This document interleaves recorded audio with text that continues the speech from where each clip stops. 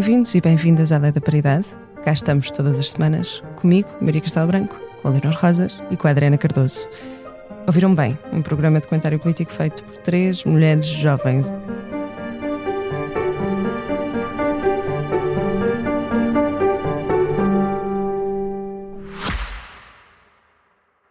Subscrever o Expresso é ter acesso à melhor informação, a uma vasta oferta de conteúdos exclusivos e à opinião de referência. Subscrever o Expresso é tornar-se membro do nosso clube, poder ser voz ativa de uma comunidade informada e beneficiar de vantagens exclusivas. Subscreva o Expresso em expresso.pt/digital. Expresso. Liberdade para pensar. E esta semana temos 2 grandes temas e vamos começar pelo passado para depois ir assim a uma espécie de futurologia.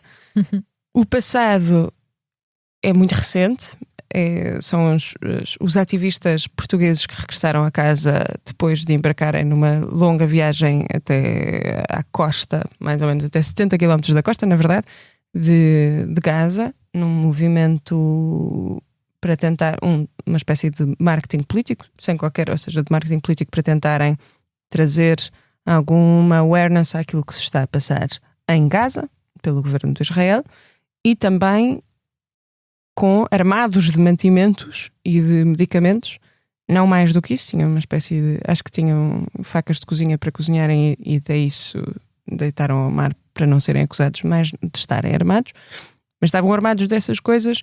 O governo de Israel interceptou, deteve-os em águas internacionais e o resto é história, e agora estão em casa. Vamos falar sobre os desenvolvimentos, acho que poderá ser bastante interessante. E a seguir vamos às autárquicas, até porque se calhar há pessoas que estão a especular que a flotilha até pode impactar as autárquicas em Lisboa. É uma delas. Já falamos sobre Já isso. falaremos. E também uma perspectiva mais geral das autárquicas. E portanto eu começo por ti, Leonor, porque a líder do teu partido esteve na flotilha, já voltou, já tens líder novamente. E como é que tu vês a reação pública? Como é que tu vês o Bloco neste momento, tendo Mariana Mortágua embarcado na flotilha? E depois uma questão para passarmos, se quiseres falar disto agora ou no próximo tema, mas é como é que isto impacta a vossa coligação em Lisboa? Bem, antes de fazer quaisquer considerações mais, enfim, pragmáticas ou do que é que pode significar a flotilha do ponto de vista de ganhos ou não ganhos eleitorais para o Bloco e para os seus parceiros, eu gostava mais de dizer algumas coisas sobre a flotilha em si. E acho que há várias coisas que são importantes dizer. Em primeiro lugar, dizer que foram interceptados de forma ilegal. Todos estes ativistas que saíram de Portugal, claro, de Portugal e enfim de sítios por todo o mundo, sabiam, como é evidente e é escusado repetir, que iriam ser presos pelo Estado israelita. Isso não significa que a sua missão fosse menos importante. É uma missão que pretende mostrar ao mundo que há quem não baixe os braços, que há quem não pare de tentar, e ao mesmo tempo é também uma forma de, através de pessoas destacadas de vários países do mundo e até com responsabilidades institucionais no Parlamento Europeu ou em Parlamentos Nacionais, mostrar que há partidos e há grandes movimentos sociais pelo mundo que se indignam e tentam fazer alguma coisa. E acho que houve muita desinformação absolutamente vergonhosa acerca deste assunto, até veiculada por figuras políticas portuguesas, sobre festas em Ibiza, sobre coisas absolutamente horríveis, e acho que, aliás, a este ponto, quer se goste mais ou menos de Mariana Mortágua ou da Greta Thunberg ou da France Insoumise ou do que quer que seja das pessoas que estavam dentro daquela flotilha, eu acho que há uma fronteira que divide 2 pessoas neste momento. E acho que essa fronteira, até ouvindo intervenções de várias pessoas de direita, não é uma fronteira necessariamente que divide a esquerda da direita. Acho que há pessoas que, perante a catástrofe humanitária e o genocídio em curso, têm tido uma posição que, com várias nuances e graduações, é uma posição de é preciso parar agora este genocídio. O que aqueles ativistas estavam a fazer era a transportar fórmula de leite de bebé, alimentos, bens higiênicos essenciais, e isso deveria ter chegado a Gaza. E, aliás, Israel deveria deixar que estes mantimentos essenciais entrassem em Gaza. É preciso acabar com a barbárie. E depois há aqueles que perante imagens de bebés enrolados em mortalhas, de pessoas queimadas vivas, dos números das Nações Unidas, da Amnistia Internacional, de todas as organizações fidedignas e mais algumas, continuam a gozar, a assinar petições, a pedir para devolver a Mariana Mortágua, para a Mariana Mortágua ficar em Israel e quer dizer, a pôr likes e risinhos e coisas horríveis a imagens de famílias mortas, famílias queimadas vivas. E quer dizer, acho que há uma fronteira aí que se separa nesta altura a humanidade da barbárie, e foi até interessante ver como algumas figuras de direita recentemente de facto souberam pôr de parte discordâncias políticas óbvias. Fiquei muito surpreendida, na verdade, com a intervenção dele. Eu não fiquei surpreendida. E dizer, ele é bastante. Sim. Enfim, eu não o conheço, do que conhecia da sua vida política, fiquei bastante surpreendida. E não deixo de destacar a relevância de saber olhar para além de se gostar mais ou menos da Mariana Mortágua, que é óbvio que há muita gente que não gosta.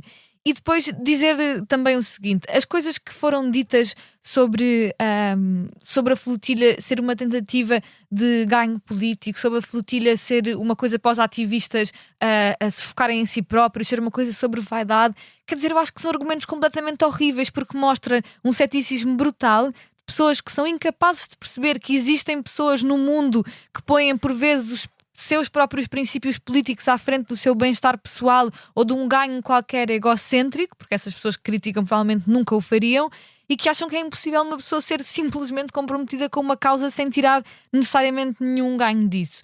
E por isso acho que deixo as minhas, enfim, é sabido, deixo toda a minha solidariedade e sinto muita admiração pela Mariana, pela Sofia, pelo Miguel e pelo Duarte, os 4 portugueses que tiveram na flotilha. Agora a Greta Thunberg também já voltou a casa depois de ter sido muito, muito, muito maltratada, obrigada a beijar a bandeira de Israel, obrigada a estar numa sala com percevejos.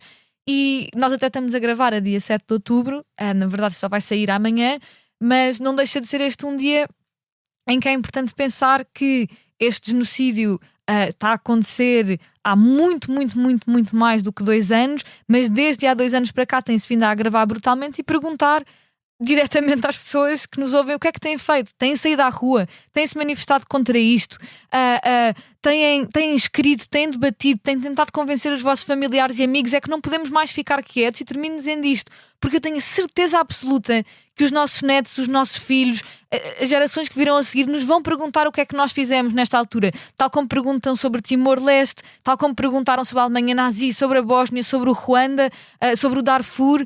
E não deixa de ser a responsabilidade moral da nossa geração fazer alguma coisa. Adriana, a minha questão para ti em relação a isto é: porque é que tu achas que a flotilha está a ser recebida, por exemplo, em Itália, que é um país que virou bastante à direita, no sentido em que elegeram a Giorgia Meloni. Itália teve manifestações de mais de 1 milhão de pessoas, inclusive Giorgia Meloni viu-se mesmo obrigada a dialogar com o Estado de Israel, e foi das missões, ou seja, foi dos Estados que conseguiu mais rapidamente reaver os seus ativistas, também pela pressão pública. Mas aqui em Portugal isso não se viu. Aqui em Portugal viu-se manifestações mais pequenas, viu-se menos simpatia pública. A minha questão para ti é: será que isto tem que ver com as pessoas que integravam a flotilha? Será que isto tem que ver com... Eu, sinceramente, mas eu já vou a minha opinião em relação a isto, mas eu acho que a flotilha cometeu vários erros, e um deles era que era muito pouco diversa ideologicamente, e outro é que tinha fracas e pouco recomendáveis companhias. Ora, que os 4 portugueses não são deles. Não são um deles todos. Mas sim, tinha fracas e pouco recomendáveis companhias. Portanto, a minha questão para ti é: como é que vês esta ação e como é que tu vês o impacto, politicamente falando, o impacto disto em Portugal? Porque já vimos que é bastante diferente dos outros países. Eu vou culminar na tua resposta, e bear with me, porque há algumas coisas que a Leonor disse que eu vou ter que responder. Sendo hoje 7 de outubro, relembrando o genocídio que já estava a acontecer na Palestina e especialmente em Gaza antes disso, mas que foi acelerado, faz todo o sentido fazê-lo sem relembrar que no dia 7 de outubro foi feito um ataque terrorista completamente gratuito a cidadãos trágico, a cidadãos que não tinham qualquer responsabilidade pelo genocídio que estava a ser feito em Gaza. E que mais não seja, porque neste momento nós estamos a receber no aeroporto e recebemos os nossos representantes na flotilha, que desde já fico muito contente que tenham chegado sem nenhum tipo ou seja, incólumes fisicamente, certamente psicologicamente não, mas já falarei sobre isso, incólumes fisicamente. Ainda estão muitos reféns presos nos túneis do Hamas e 6 destes têm nacionalidade portuguesa, portanto sim, existem pessoas portuguesas que ainda estão nos túneis do Hamas. Eu não tenho qualquer tipo de simpatia por algumas das figuras que integraram a flotilha, figuras como Tiago Ávila, que esteve presente no funeral de Nasrallah, que tem posições relativamente... Que parece mesmo financiado pelo Irão já agora. Financiado e não só financiado, como esteve em vários tipos de conferências e de eventos organizados e não tentou fazê-lo de forma privada. Relacionados com o Hezbollah, sim. Relacionados com o Hezbollah e também com a Irmandade Islâmica e, portanto, vou desde já dizer que tenho absolutamente zero tipo de filiação, de ligação ou de sentimento de parceria ideológica com essa pessoa. Ou com a chamada Barbie espanhola, Barbie da flotilha, que deu uma entrevista em Espanha a dizer que não acredita nos relatos das mulheres que foram violadas e torturadas pelo Hamas no 7 de outubro. Portanto, tenho zero tipo de simpatia relativamente a estas figuras sinistras que integraram a flotilha. A sério que é isso que te ocorre dizer? Tipo, neste momento sim, é também o que me ocorre dizer. É isso que te ocorre dizer sobre a flotilha? É o que me ocorre dizer também. E tenho imensa pena. Não tens vergonha de dizer isso? Não podes ser manicaísta nisto. Não, eu não sou ser manicaísta, mas é que tipo, eu estou aqui e estou tipo... Vocês tipo, têm noção do que é que está a passar em Gaza? Temos, e se me deixares acabar a minha opinião... É que antes tu não achavas que era um genocídio, agora já mudaste de ideias. Se me deixares acabar a minha opinião... Eu deixo, mas tipo isto, de repente voltámos atrás 2 anos nesta conversa. Se me deixares acabar a minha opinião, sem teres uma atitude manicaísta, e se calhar é essa uma das razões pelas quais as pessoas não estão nas ruas a receber a flotilha, exatamente por o ponto que tu acabaste de fazer. Mas tiveram... Desculpa, Leonor, desculpa. Eu consigo dizer que há um genocídio em Gaza e consigo dizer que aquilo que a flotilha tentou fazer foi quebrar um cerco que é ilegal e que foi detido ilegalmente e dizer que estão pessoas na flotilha que não deviam lá ter estado. Consigo fazer as duas coisas. Outras pessoas da tua área política não foram impedidas de estar lá. Certo. Simplesmente não querem Leonor, estar. Se calhar por posições como as tuas, que nem sequer a minha frase me deixou terminar, é exatamente pela razão pela qual a flotilha, a tua área política está como está. Já não estamos aí. Leonor, se eu puder terminar, por favor, porque ninguém te interrompeu e agradeço o mínimo de... Continua, desculpa pela interrupção. Obrigada. Relativamente, e como eu estava a dizer, colocando estes pontos todos, há várias coisas sobre a flotilha que eu acho que são importantes ressalvar. Sob nenhuma circunstância é aceitável ou permissível que pessoas que estejam a navegar em águas internacionais sejam detidas. Isto não é só... E escusam de vir com as lenga-lengas ilógicas de que analisaram qualquer tratado e descobriram que talvez seja permissível à luz de um obscuro direito internacional. Não é. Ponto. Nenhum cidadão europeu, nenhum cidadão americano, nenhum cidadão de que país for pode ser tido em águas internacionais. É uma das bases do direito internacional e não pode ser feito. Ponto número 2. A ideia como o embaixador de Israel em Portugal deu uma entrevista a dizer que não era verdade que existisse material humanitário e que a razão pela qual quando os barcos não conseguiam... uns dos barcos tinham falências e depois trocavam para outros barcos, era exatamente porque não havia ajuda humanitária e não queriam ser entregues nos portos como foram sugeridos, era porque não queriam passar a vergonha de não ter ajuda humanitária. Esse ponto para mim é profundamente irrelevante e devo dizer, porque para mim mesmo que a flotilha tivesse zero ajuda humanitária lá dentro, e é falso que não tivesse, tinha, e há vários relatos, inclusive é da Cruz Vermelha, que medicamentos absolutamente essenciais para a população de Gaza, e especialmente para as crianças de Gaza, estavam nos barcos. Independentemente de tudo isso, o objetivo da flotilha era muito claro: deixar e passar para o mundo que existe um cerco que não é justificável ao nível do direito internacional e que Israel ia agir desproporcionadamente relativamente a quem estava nos barcos e a tentar entrar. Porque no sentido em que até politicamente para o Estado de Israel não era pior que os barcos acabassem por conseguir atracar em Gaza. Não faz sentido nenhum que dessem esse argumento, mas o ponto de Israel e deste governo de Israel estar com uma displicência total relativamente àquilo que está a fazer em Gaza é que acha que já é aceitável reter barcos e deter cidadãos ilegalmente. Relativamente à parte em Portugal, e não me quero alongar muito só para dizer isto, não é verdade, como ouvi muitas vezes na comunicação social, que o Ministério dos Negócios Estrangeiros não fez nada. É falso. A nossa embaixadora portuguesa em Israel, Helena Paiva, e Concordo. O cônsul estiveram sempre junto com os membros da flotilha, que eram portugueses e que foram detidos. Inclusive, quem passou a mensagem para a família de Mariana Mortágua, peço desculpa, ou seja, passaram a Joana Mortágua, que depois a publicitou, foi literalmente a nossa embaixadora, e que disse claramente que era inaceitável, e foi incansável, disse claramente que era inaceitável que estivessem detidos sem qualquer tipo de dignidade. E apresentou uma queixa. E apresentou uma queixa relativamente a esse aspecto. Também não é verdade que Paulo Rangel e o Ministério dos Negócios Estrangeiros não estivessem em comunicação com a Embaixada de Israel em Portugal. É falso. Tanto estiveram que uma das razões pelas quais o Ministério dos Negócios Estrangeiros ter dito claramente que eles tinham sido detidos ilegalmente foi terem conseguido confirmar que ainda não estavam na considerada zona marítima de Gaza e estavam ainda em águas internacionais. Nota-se um desconforto claro dentro do próprio governo quando Nuno Melo faz as declarações que fez. Nem as vou reproduzir, são absolutamente ridículas, nem sequer as vou reproduzir, mas gostava de terminar dizendo isto. Eu acho, francamente e sinceramente, e estive no ar literalmente quando estava a acontecer a manifestação, que isto que eu acabei de dizer é uma das principais razões pelas quais não existiu em Portugal exatamente a mesma repercussão que teve em outros países. Mas também não posso terminar sem dizer que um partido como o Chega, que se quer tornar governo do país, que não respeita que nós temos das relações diplomáticas mais antigas, mais conceituadas e que mais conseguem trabalhar por este mundo fora, ao se quer promover, e vários deputados do Chega promoveram, inclusive a Rita Matias promoveu, uma petição para que Mariana Mortágua, uma cidadã portuguesa, ficasse em Israel, quando é uma cidadã portuguesa, e sempre com um cidadão português, independentemente de ser deputada do Bloco de Esquerda, deputada do Partido Socialista, seja do que fosse, um cidadão português estivesse em apuros em qualquer lado e em qualquer espaço no mundo, é obrigação do Estado português garantir que regressava são e salvo a Portugal. Um partido que se quer governo ter uma petição para que Mariana Mortágua ficasse em Israel não é só vergonhoso, é uma coisa que para mim desqualifica ou para sequer poder fazer parte de algum tipo de debate relativamente a poder fazer governo ou não em Portugal, se já não existissem argumentos suficientes para que isso bastasse. Bom, eu em relação à flotilha, eu já escrevi sobre isto.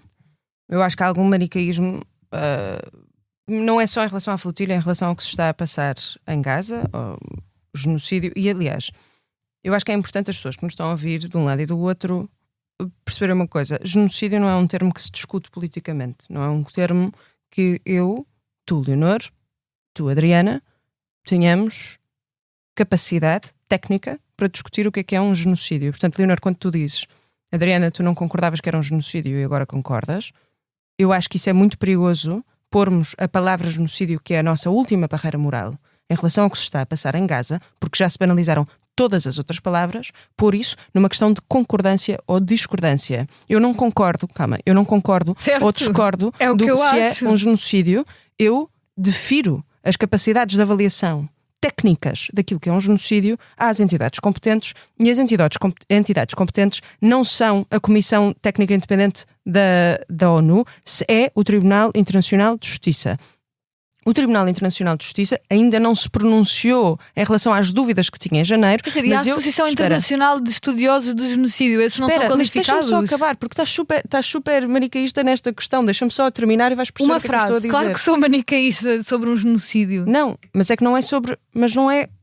Leonor, se me deixares acabar, vais ver onde é que eu quero chegar. Força. Mas quereres-me encaixar logo em caixinhas, antes de sequer perceberes o que é que eu estou a dizer, é um comportamento muito estranho. Sim, mas tu é que estás a interagir comigo sobre este assunto. Não, eu estou-te a dizer um ponto que eu já agora quero falar sobre isto, e o que eu te estou a dizer é: o Tribunal Internacional de Justiça levantou sérias dúvidas em relação ao comportamento de Israel em Gaza e disse que tinha vários indícios para considerar que o que Israel está a fazer em Gaza é um genocídio. Isto é gravíssimo. E qualquer pessoa que tente discordar disto ou pôr o termo genocídio num campo de discordância política politizar um termo que deve ser uma barreira moral e que deve estar nas instituições, está a fazer um desserviço à causa palestiniana, porque é horrível. E mesmo quer esteja do lado da causa palestiniana, quer ache que isto não acontece, temos que confiar nas instituições que são competentes para avaliar estes casos. No caso, é o Tribunal Internacional de Justiça. Mais ainda, quando eu ouço pessoas, e era aí que eu queria chegar, portanto, se me tivesses deixado terminar, perceberias que eu até concordo contigo. As pessoas, estudiosos, académicos do Holocausto e ainda mais pessoas sobreviventes do Holocausto que veem no que se está a passar em Gaza a sua própria memória, deveria gelar-nos. E, portanto, as pessoas que não conseguem compreender isto e falam do que se está a passar em Gaza com total displicência e ainda por cima odeiam as militantes que estiveram na flotilha, os ativistas que estiveram na flotilha, é não ter um pingo de humanidade e, nesse aspecto, claro que a flotilha ia sempre falhar, porque quem já não se comove com ver uma criança a ser morta por um sniper na cabeça, é uma pessoa que não se vai comover por ver uma data de ativistas a ir numa flotilha em direção a Gaza. Dito isto, eu acho o ato de viajar até Gaza neste momento, seja de carro, de autocarro, de bicicleta, parapente, de barco, acho um ato nobre em si. No entanto, a flotilha cometeu uma data de erros que eram evitáveis para a própria causa em Gaza. Erros de comunicação, erros de marketing político, porque na verdade também era uma questão de marketing político, e erros associando-se a pessoas que são altamente duvidáveis, e sim, eu aí estou absolutamente de acordo com a Adriana, e não acho que isto seja um ponto de contestação, porque se tu tens uma pessoa que é o organizador máximo da flotilha, que tem sérias dúvidas que seja financiado pelo Irão, desculpa, eu não posso associar-me a uma pessoa que partilha as minhas dúvidas éticas e morais, e aliás uma aversão absoluta ao comportamento do Estado de Israel e do governo de Israel, mas que não partilha a minha aversão absoluta ao comportamento do Estado do Irão, nomeadamente com as mulheres iranianas que estão a fazer uma luta de há 2, 3 anos para cá, que está a ser reportada, e são heroínas, e não me parece que tenha tanto de todo, aliás, não tem de todo tanto eco na comunicação social, e as mulheres iranianas estão debaixo de um regime altamente opressivo. Portanto, uma pessoa que é financiada por esse regime, para mim, merece o meu absoluto desprezo, se confirmar que é financiado por esse regime.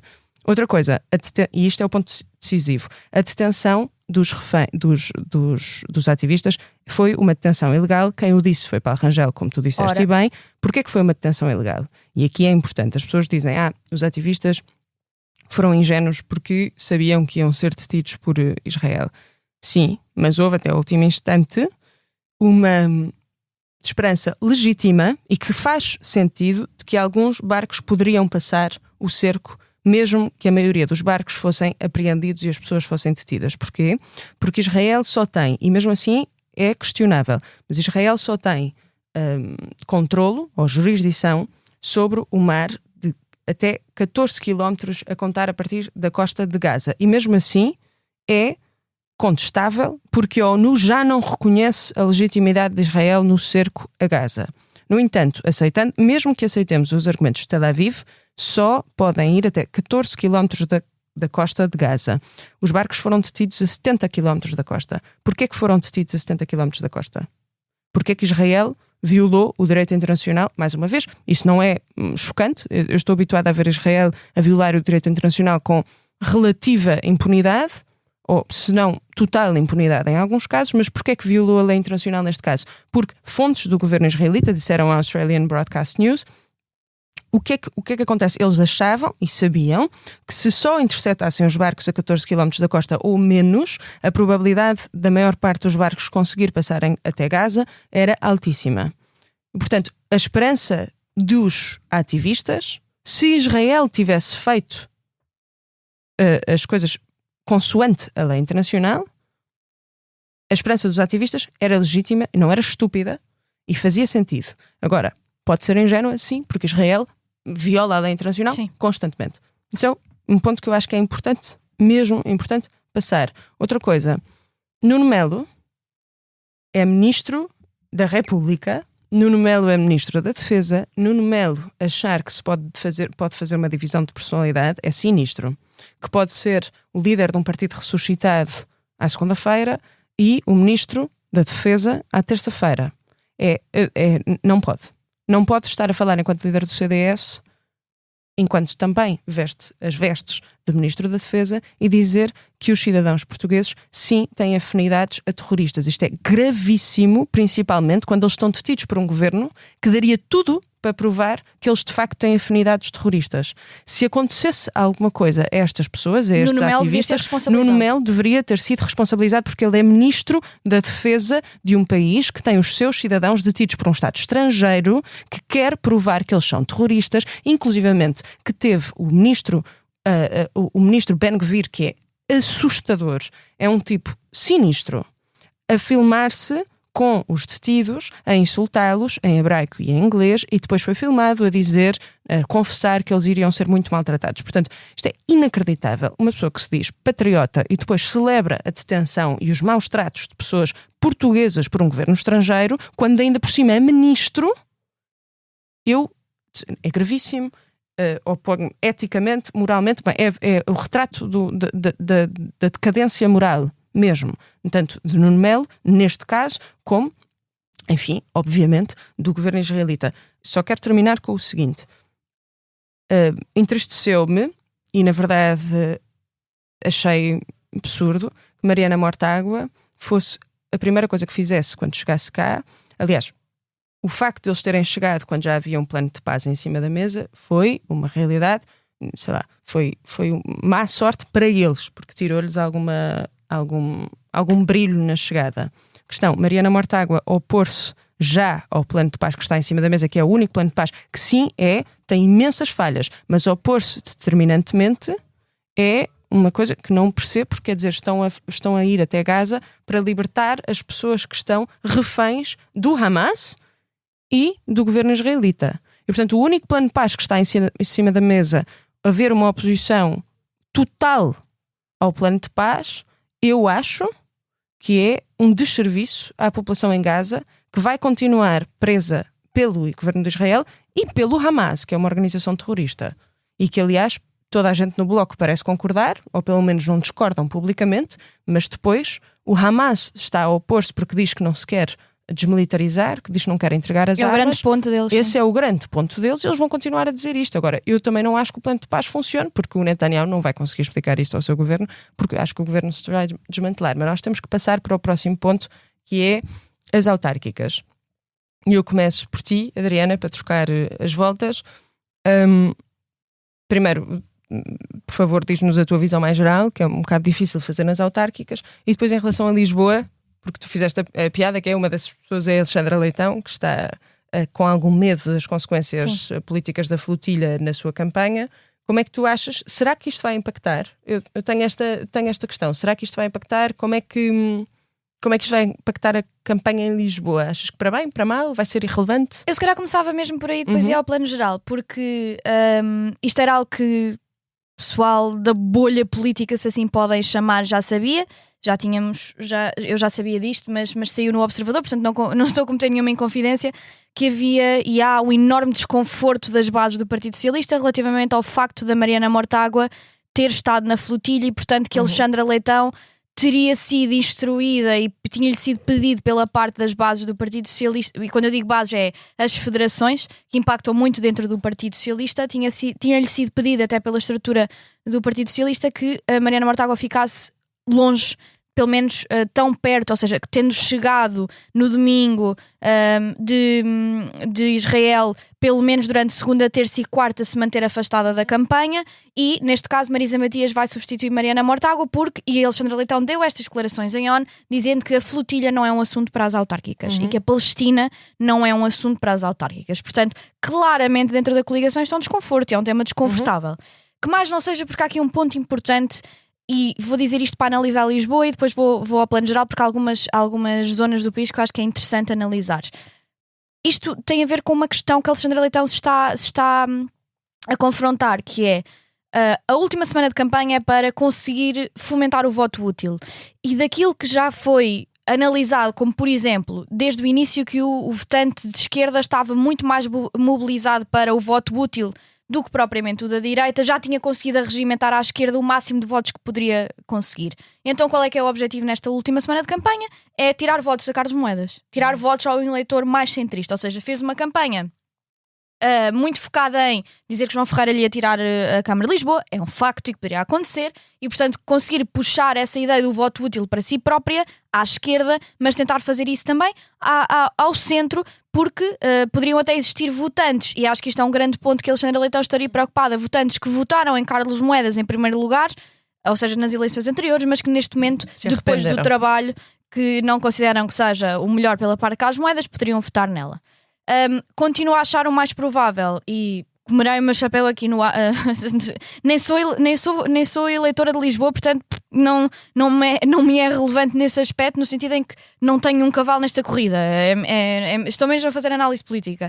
Eu acho que o mais provável, e é um bocado estranho eu ter que fazer sempre ter que dar sempre esta nota, mas sim, acho que o mais provável mesmo assim será Carlos Moedas, quando nós voltarmos a gravar já é pós-autárquicas, Carlos Moedas tenha ganho a Câmara. Até porque é normal que os incumbentes ganhem a corrida. Sim. Seria anormal que não o fizesse. Como aconteceu com Fernando Medina, que foi absolutamente anormal. Foi absolutamente anormal. Por várias razões, e eu vou só dizer esta, há um fator demográfico que beneficia Carlos Moedas.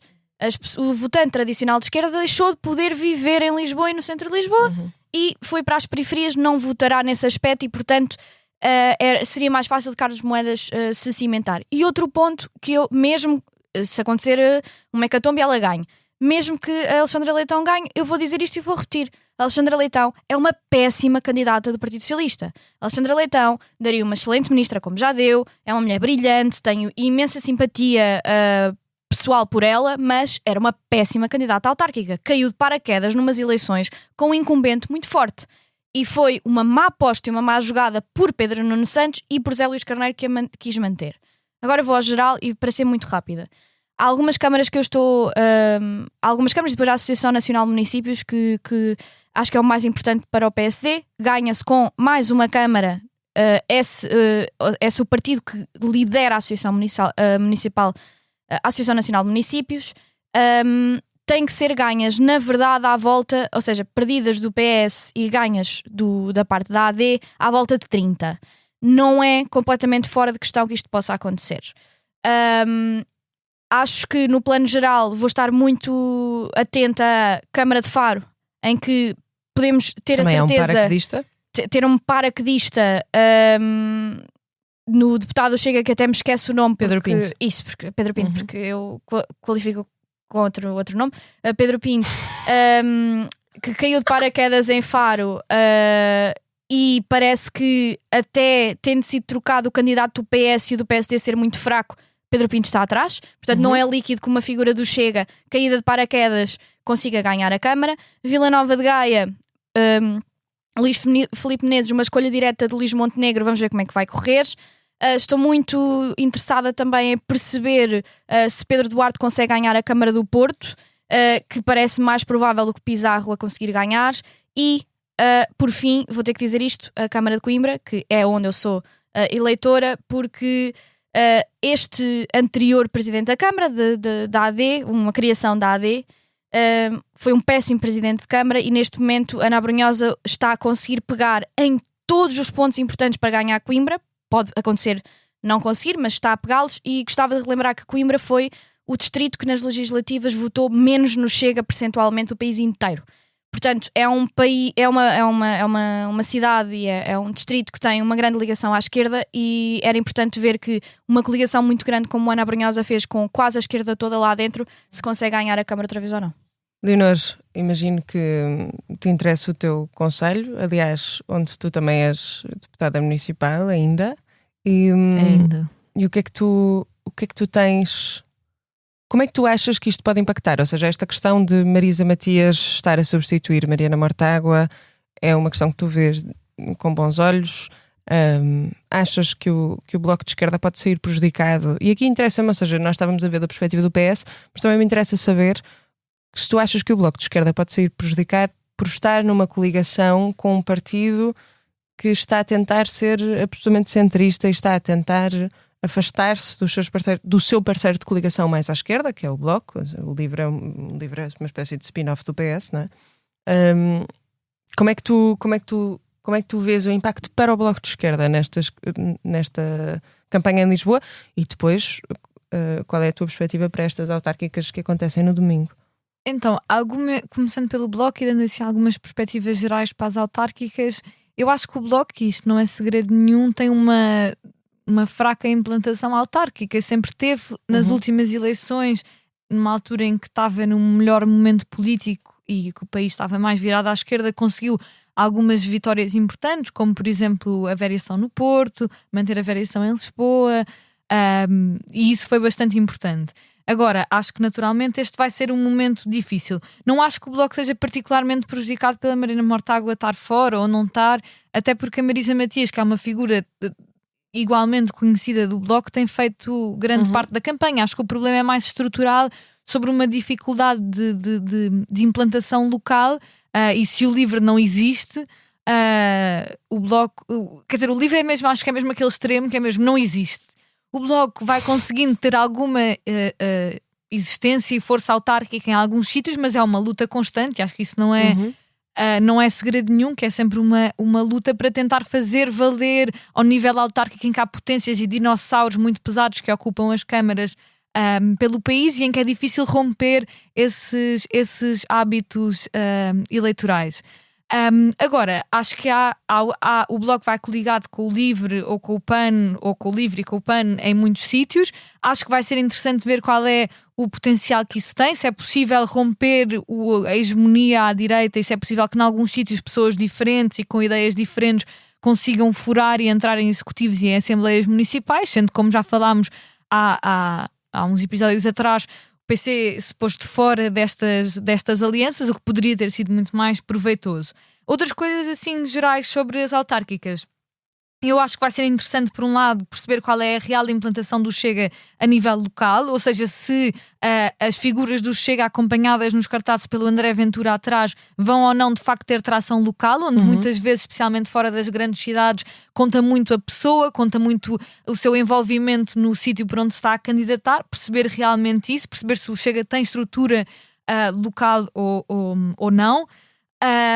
Sendo que em Lisboa, por exemplo, o candidato do Chega, quer dizer, não é muito forte, por exemplo, é um sítio onde abdicaram mais ou menos de ter um candidato muito, muito forte. Também vai ser interessante perceber qual é o real estado do PS. Acho que é umas eleições em que tem muito em disputa, tem muito em jogo, encontra-se num dos momentos mais difíceis da sua história, até porque historicamente muitos partidos socialistas se têm vindo a eclipsar perante uma polarização política, e o PS parece estar a ser um pouco vítima disso.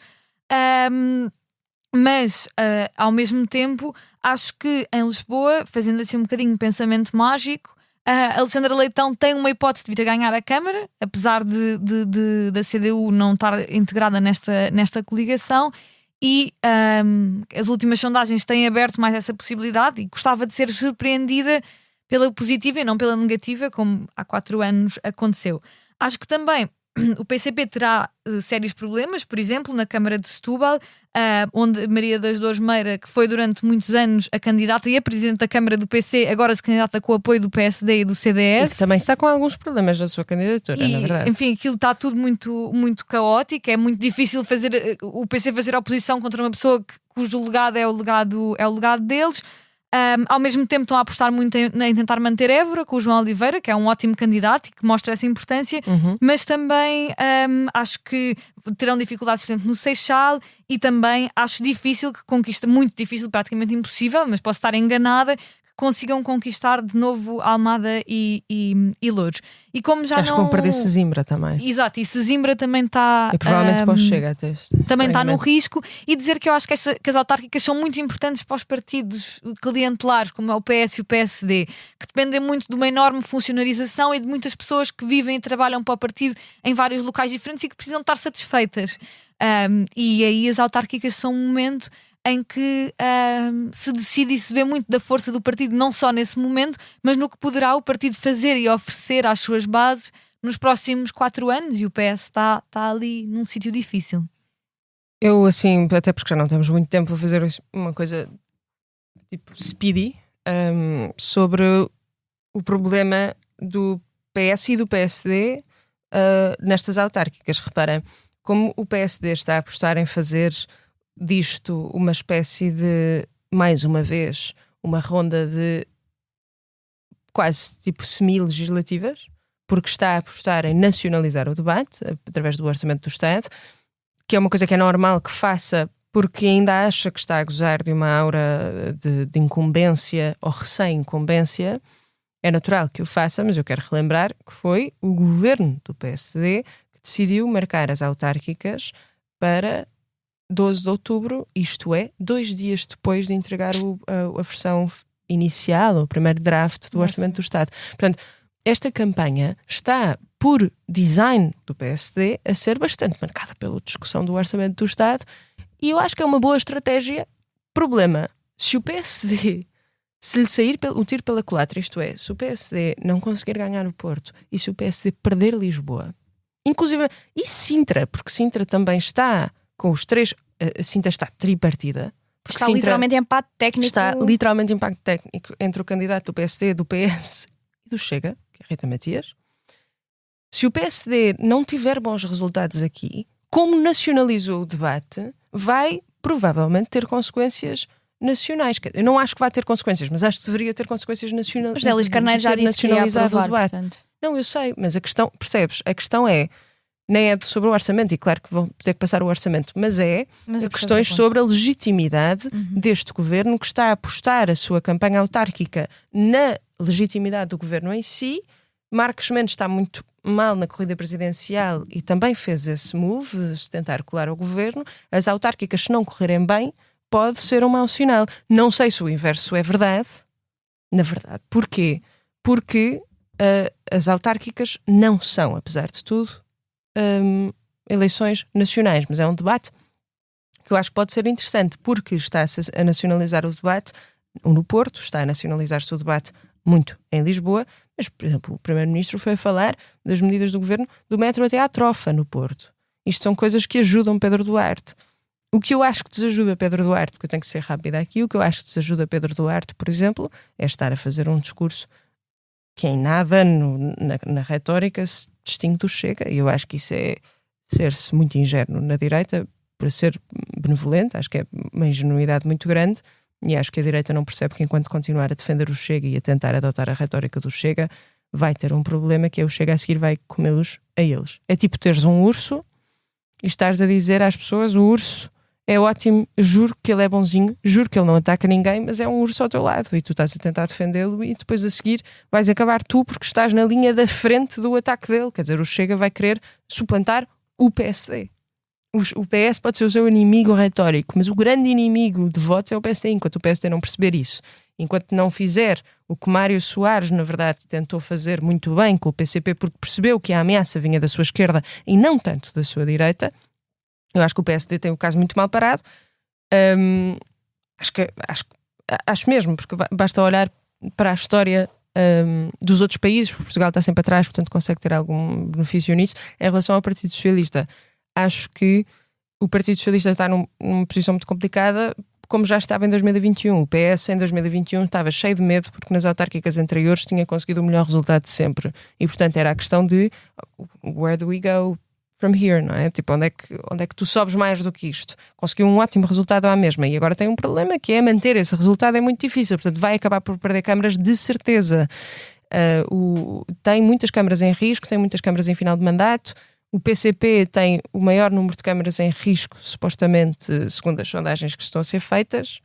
Eu acho que pode ser uma grande queda do PCP, e espero estar errada mesmo, mas acho que vamos ter uma surpresa com o Chega, porque as sondagens tendem a subestimar o voto no Chega. É o que tem acontecido nacionalmente, nas autárquicas também. Eu relembro que o Chega teve ótimos resultados em 2021, apesar de só ter um deputado único, teve resultados surpreendentes. E não sei o que é que vai acontecer a partir de domingo. Acho que vamos ter um cenário muitíssimo diferente. Em Lisboa, não me chocaria se Carlos Moedas ganhasse, e chocar-me-ia muito se Alexandra Leitão ganhasse, porque Alexandra Leitão tem um problema que está entre a espada e a parede. Tem João Ferreira à sua esquerda e Carlos Moedas à sua direita. Portanto, sim, um voto em João Ferreira vai beneficiar a CDU, porque vai dar a variação à CDU, mas vai fazer um grande desserviço desculpa, esta palavra já usei 2 vezes, eu nem sei se existe, mas Existe, service, mas já fiz um grande serviço à Alexandra Leitão, porque vai eleger Carlos Moedas, porque na Câmara, eu queria só relembrar isto para as pessoas que nos estão a ouvir, na Câmara ganha-se com um voto. O voto útil faz algum sentido na Câmara, porque na Câmara basta eu ter mais um voto e sou Presidente de Câmara, não interessa coligações negativas para tentar mandar abaixo, é com um voto. E dito isto, vamos passar às nossas sugestões da semana. Leonor, o que é que tu, em véspera de autárquicas, não tem nada a ver com autárquicas, a minha recomendação. Graças a Deus. Acho que não posso fazer apelo ao voto aqui, mas se for para recomendar, já sabem quem é que eu recomendo votar se forem do Conselho de Lisboa. Mas eu gostava de recomendar um livro que se chama Beloved, de Toni Morrison, uma autora norte-americana, que conta a história de uma família de pessoas que tinham sido anteriormente escravizadas, negras, nos Estados Unidos, e que tinham escapado recentemente à escravatura, tinham fugido dos Estados do Sul, e a história fala-nos de uma mãe que é baseada numa história verdadeira, de uma mãe que, no desespero de ter de voltar a ser escravizada e de levar os seus filhos, mata uma das suas filhas para que isso não aconteça, e que depois tem a sua casa assombrada pelo fantasma da filha. E eu achei um livro mesmo completamente esmagador sobre a brutalidade da escravatura, sobre a desumanização do racismo, mas de uma forma, enfim, maravilhosamente bem escrita, até porque Toni Morrison depois em 1993 ganha o Prémio Nobel da Literatura. E por isso aqui fica a recomendação. É um pouco duro, mas também são os tempos em que vivemos, portanto. Adriana? A minha não é bem uma sugestão, no sentido em que sugiro que, se quiserem, vão ler a investigação e o trabalho académico deles, mas gostava de louvar muito os novos galardoados com o Prémio Nobel em Fisiologia e Medicina, a Mary Bronkau, o Fred Ramsdell e o Shimon Sakaguchi, que trabalharam isto. Eu segui muito atentamente a investigação deles por causa da minha área profissional, mas só para trocar isto com miúdos, a investigação deles tem a ver com a nossa resposta imunológica e como é que podem ser criadas terapias para serem direcionadas para, por exemplo, atingir as células de cancro sem que uma resposta imune cause que as nossas outras células que não estão danificadas sejam, por consequência, destruídas.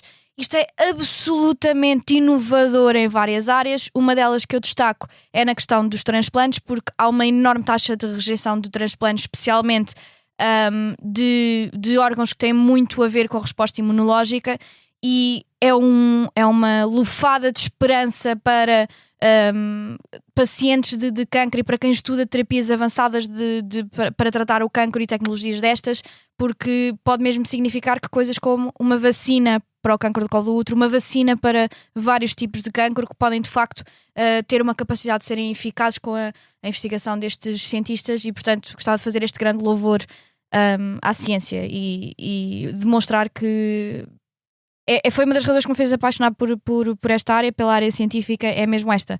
É que dias destes nos relembram que o nosso trabalho faz mesmo a diferença. A minha recomendação é uma exposição que eu fui ver este fim de semana, mas que eu estou recomendada porque vai acabar acho que daqui para aí a 10 dias, porque estava aqui a ver e acho que acaba dia 13 de outubro, portanto ainda conseguem a seguir as autárquicas se tiverem um bocado em deprê, que é normal depois de eleições hoje em dia. Ou até depois de votarem? Podem ir ao MACAM, que é o Museu Armando Martins, que é o Museu de Arte Contemporânea. Na verdade é um projeto muito interessante, porque ele decidiu fazer um museu e um hotel, mas tem um acervo incrível. Ele tem uma coleção pessoal que decide mostrar com este museu, que é brutal. E esta exposição, que é uma exposição que se chama Guerra, Realidade, Mito e Ficção, está muito interessante, porque é uma exposição baseada na coleção do próprio Armando Martins, pelo que eu percebi, e tem obras que eu adorei, porque tem o Rui Chaves. Ele também tem na exposição permanente, que eu amo o Rui Chaves, e passei-me por ver Rui Chaves ao vivo. E depois tem uma artista absolutamente incrível, que é a Berlinde eu não sei dizer o nome dela bem, nunca. Breuker, não sei.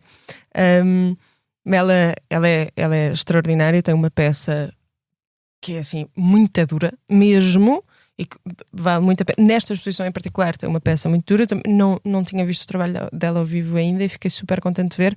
É uma cama, é ali em baixo, para quem está em Lisboa, é ali em baixo em Belém, e vale a pena visitar o espaço e visitar o sítio e verem também a coleção permanente, porque tem obras muitíssimo interessantes. É um novo museu em Lisboa e sim, não confundir com o CAM. Agora há um MACAM, é diferente. Podem ir aos dois, mas sim. Sim, por favor, vão aos dois, vão a todos. Há imensas coisas assim a acontecer em Lisboa neste momento, eu acho muito interessante. Chegamos ao fim de mais um Lei da Paridade, um programa de comentário político semanal e, como sempre, podem ouvir-nos nas habituais plataformas de podcast e no site do Expresso e da SIC Notícias. Até à próxima semana.